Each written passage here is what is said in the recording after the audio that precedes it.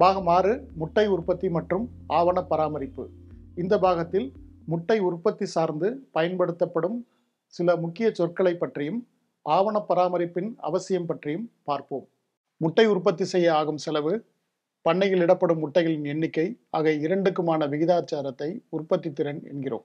தீவனம், கோழிகளுக்கான இருப்பிடம், தண்ணீர், பணியாளர்கள் மற்றும் உபகரணங்கள் ஆகியவை முட்டை உற்பத்திக்கான முக்கிய செலவுகள். பண்ணையாளர்களுக்கு தீவனம் முக்கிய செலவுகளில் ஒன்றாகும். தீவனத்தின் எடையை முட்டையின் எடையில் வகுத்து தீவன மாற்று விகிதம் அல்லது ஃபீட் கன்வர்ஷன் ரேஷியோவை கண்டறிய இயலும். எடுத்துக்காட்டாக, தீவன மாற்று விகிதம் 2 என்றால் 1 கிலோ முட்டைகளை உற்பத்தி செய்ய 2 கிலோ தீவனம் பயன்படுத்தப்படுகிறது என்று அர்த்தம். கீழ்கண்ட தகவல்களை அன்றாடம் பதிவு செய்யுங்கள். அன்றாடம் இடப்படும் முட்டைகளின் எண்ணிக்கை, உட்கொள்ளும் தீவனத்தின் எடை, முட்டையின் சராசரி எடை, ஊட்ட மாற்று விகிதம் FCR, உட்கொள்ளும் தீவனத்தின் அளவு, அதை 1000 மடங்காக பெருக்கி சராசரி முட்டையின் எடை மற்றும் ஒட்டுமொத்த முட்டைகளின் எண்ணிக்கை ஆகியவற்றால் வகுத்தால் FCR ஊட்டமாற்று விகிதத்தை கண்டறிய இயலும். முட்டை உற்பத்தி விகிதம் அல்லது முட்டையிடும் விகிதம் என்பது முட்டைகளின் எண்ணிக்கை பறவைகளின் எண்ணிக்கையால் வகுக்கப்படுவதை குறிக்கிறது. உதாரணமாக, 100 கோழிகள் மொத்தம் 80 முட்டைகளை உற்பத்தி செய்தால் முட்டை உற்பத்தி விகிதம் 80% ஆகும். இதை அன்றாடம் அல்லது நீண்ட காலத்திற்கு கணக்கிடலாம். சிறப்பான முட்டை உற்பத்தியை எட்டுவதும் அந்த உற்பத்தியை தக்க வைத்துக் கொள்வதும் பண்ணையாளர்களுக்கு மிக முக்கியமான சவாலாகும். பறவைகளுக்கு சிறந்த சூழலை வழங்குதல், அவை நல்ல ஆரோக்கியத்துடன் இருப்பதை உறுதி செய்தல், தகுந்த தீவனம் வழங்குதல் மற்றும் சரியான பறவை மற்றும் கொட்டகை மேலாண்மை ஆகியவை நல்ல உற்பத்தி விகிதங்களை அடைவதில் முக்கிய பங்காற்றுகின்றன.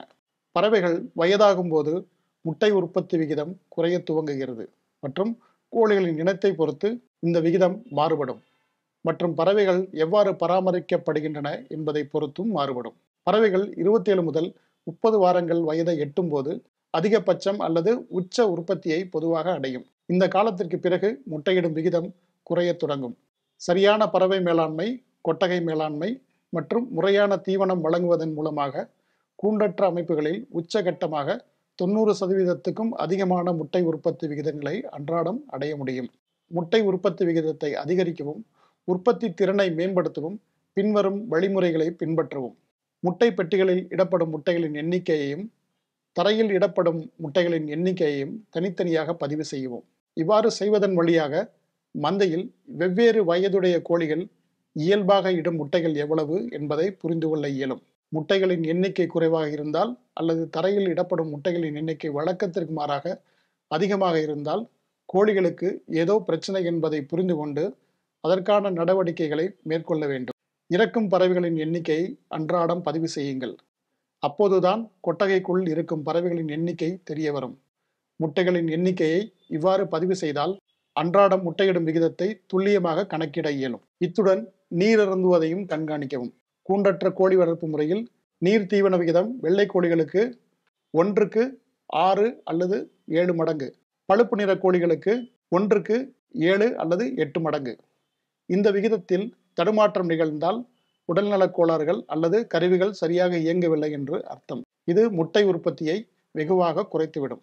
முந்தைய பாகங்களில் குறிப்பிட்டுள்ளபடி அன்றாட ஆய்வுகளை ஆவணப்படுத்தவும். எடுத்துக்காட்டாக, பறவைகளின் நடத்தை, இறகுகளின் நிலை, கொட்டகை சூழலில் ஏற்படும் மாற்றங்கள், தீவனம், அன்றாட நடவடிக்கைகள், உடல்நலன் சார்ந்த தகவல்கள் ஆகியவற்றை பராமரிக்கவும். உற்பத்தி குறைந்தால் இந்த ஆவணங்களின் உதவியுடன் காரணங்களை கண்டறிய இயலும். பண்ணையில் உள்ள ஒவ்வொரு கொட்டகைக்கும் தனித்தனி பதிவுகளை வைத்துக் கொள்ளுங்கள். இன மேலாண்மை வழிகாட்டுதல்கள் மற்றும் பரிந்துரைகளை பின்பற்றவும். பண்ணையின் முட்டை உற்பத்தி விகிதத்தையும் இனப்பெருக்க நிறுவனத்தின் எதிர்பார்க்கப்படும் முட்டை உற்பத்தி விகிதத்தையும் ஒப்பிட்டு பார்க்கவும். வெற்றிகரமான செயல்பாடுகளுக்கு இனத்தின் வேறுபாடுகளை புரிந்து கொள்வது அவசியம். நவீன ரக முட்டைக்கோழி இனங்கள் அதிக முட்டையிடுவதற்காகவே பிரத்யேகமாக இனப்பெருக்கம் செய்யப்படுகின்றன. மரபியல் நிறுவனங்கள் வெவ்வேறு இனங்களுக்கான விரிவான வழிகாட்டுதல்களை உருவாக்கியுள்ளனர். அவை விவசாயிகளுக்கு ஆரோக்கியம், உற்பத்தி விகிதங்கள், நடத்தை மற்றும் ஒட்டுமொத்த நலன் ஆகியவற்றில் பறவைகளின் திறனை அதிகரிக்க உதவியாக இருக்கும். ஒரு நல்ல பண்ணைக்கு நன்கு வரையறுக்கப்பட்ட திட்டங்கள் மற்றும் நடைமுறைகள் இருக்க வேண்டும். பண்ணை உற்பத்தியை மேம்படுத்த பின்வரும் நடைமுறைகள் உருவாக்கப்பட வேண்டும். பண்ணையில் உள்ள அனைத்து தொழிலாளர்களும் இந்த ஆவணங்களில் உள்ள விவரங்களை நன்கு அறிந்திருக்க வேண்டும். முதலாவதாக, பறவை பராமரிப்பு அறிக்கை.